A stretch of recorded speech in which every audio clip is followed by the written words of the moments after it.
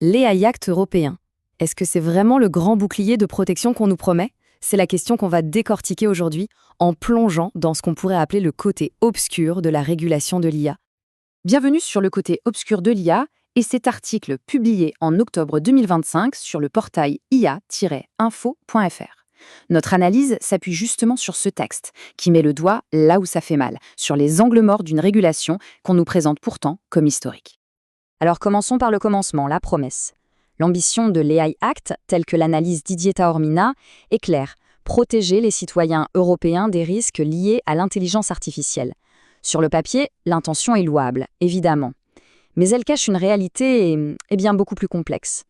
Et c'est là que l'article pose la question qui fâche un peu et qui va être le fil rouge de toute cette analyse. Au fond, au-delà des beaux discours, cette régulation, elle protège qui? Vraiment? Est-ce que ce sont les citoyens ou est-ce qu'elle favorise, de manière un peu plus discrète, de tout autres intérêts? Pour tenter d'y répondre, explorons le premier grand paradoxe que soulève l'article: le piège réglementaire. L'idée est assez simple mais redoutable. Une loi qui a l'air juste et équitable en apparence peut en pratique créer une injustice énorme. Et cette asymétrie, elle saute aux yeux. D'un côté, on a les GAFAM, avec leurs armées de juristes, leurs lobbyistes qui connaissent tous les couloirs de Bruxelles. Et de l'autre, nos PME françaises, avec des équipes réduites, des budgets qui n'ont rien à voir. Le combat semble joué d'avance, non? Et cette citation de Stéphane Roeder, elle résume absolument tout. Les géants américains, ils ne combattent pas la régulation. Bien au contraire, ils la voient comme une superbe barrière à l'entrée, un moyen d'éliminer la concurrence européenne émergente qui, elle, n'a tout simplement pas les reins assez solides pour suivre. C'est ça, le piège. Ce piège a des conséquences très concrètes pour notre écosystème technologique français. Au-delà de la stratégie des géants, il y a un impact direct sur celles et ceux qui innovent. Un véritable fardeau. Et voilà le chiffre. Le chiffre qui fait vraiment mal.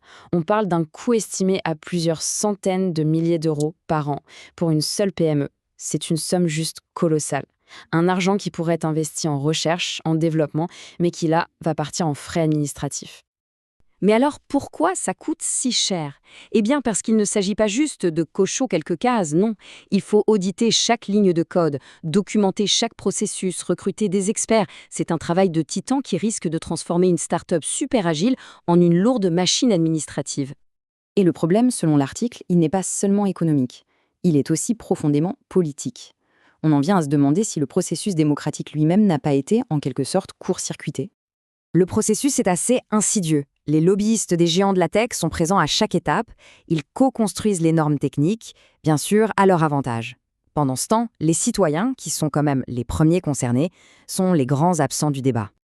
L'auteur de l'article parle alors de victoire à la Pyrrhus. C'est une image très forte. L'Europe se félicite d'avoir sa loi, mais cette victoire politique a un coût immense pour sa propre innovation. Et sans même garantir que les géants seront, au final, réellement mieux contrôlés. C'est ça, le décalage entre l'affichage politique et la réalité économique.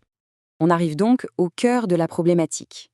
Si la loi ne profite ni aux PME locales, ni peut-être totalement aux citoyens, qui sont les vrais gagnants de l'AI Act? L'article suggère que c'est un miroir aux alouettes.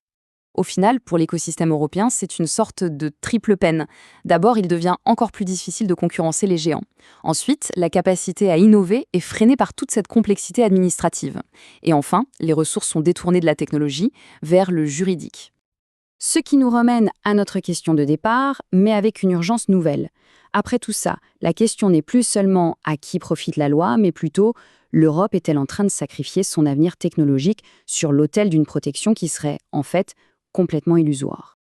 Pour suivre ces enjeux de très près, retrouvez toute l'actualité autour de l'intelligence artificielle sur le portail ia-info.fr. Merci de votre attention.